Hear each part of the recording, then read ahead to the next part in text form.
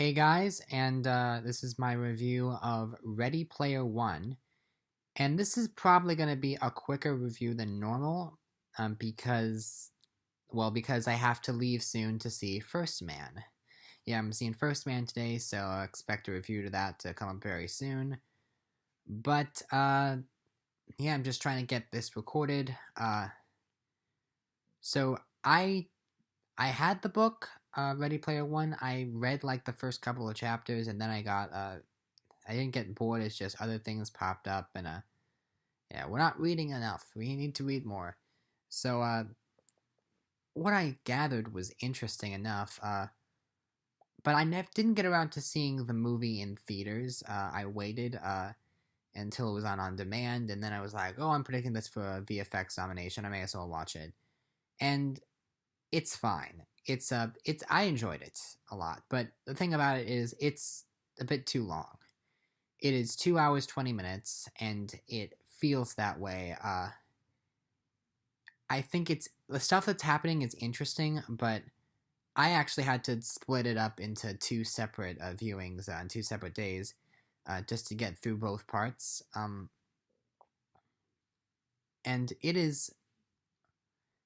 it's a good movie, and it's an interesting idea of this world that is completely reliant on this other virtual world.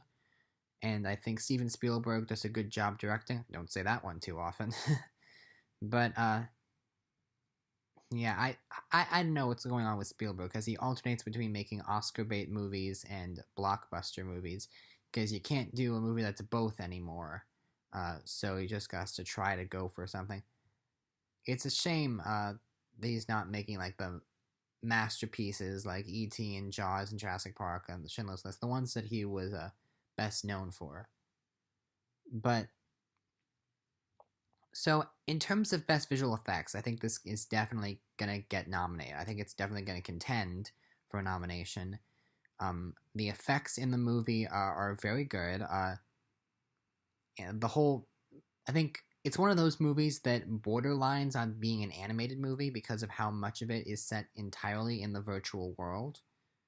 Um, but the Academy often tends to award films with the most visual effects for best visual effects, so that can happen. One thing I will say is that I feel like it was a missed opportunity not to see this film in theaters. That I didn't get to see it on the big screen, and I say big screen. The screen that we have at home, we actually have a projector that takes up like half the wall, so it's a pretty big screen. And even then, I was like, I wish I had seen this in IMAX. So if this ever goes back to theaters, catch it there. But yeah, I don't really know what else to say about it. It's a lot of it is fun. A lot of it is references to other movies.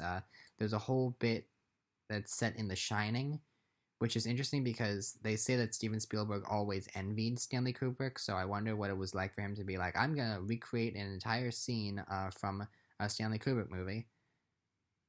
But I don't know. And it's also interesting that in all the pop culture like that there is referenced in this movie, there's no actual Spielberg films being referenced because he's like, I don't want people to think I'm narcissistic, so I'll reference every other pop culture movie but mine. With all that said, however, this is a very good movie. I go back and forth on that. I'm just rambling. But okay, this is a good fun time at the movies. Unfortunately, now it's not in the movies anymore. It's on demand. But if you're gonna see it, try and see it on a big screen. And I think this is definitely gonna get nominated for visual effects. I don't think it has any shot anywhere else except maybe best sound editing. But yeah, I just don't see this happening. So those are my predictions of the.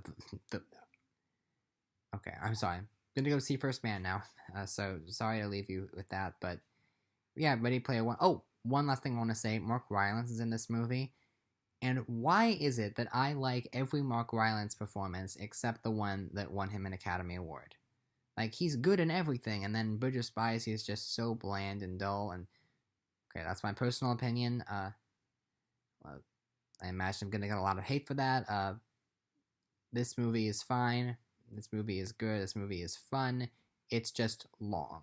Be aware that it's long and you may have to divide it into chunks. So that's my review. See you later with the first band review, hopefully later today.